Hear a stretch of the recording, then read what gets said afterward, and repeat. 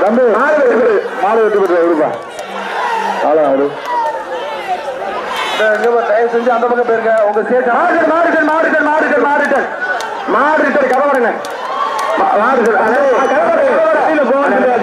மாடு பிரைஸ்ல வாசல் கப்ப மாடு வாசல் கப்ப தம்பி தம்பி இங்க பாருங்க வேல்டு நீ வெளில போங்க நீங்க வெளியில போங்க நீங்க வெளியில போகாத பேர் வாசிக்காதப்பா வெளியில போங்க ஆனா கௌரவ பண்ணு முத்துமாரி வாசல் நல்லது பண்ண புரியுதா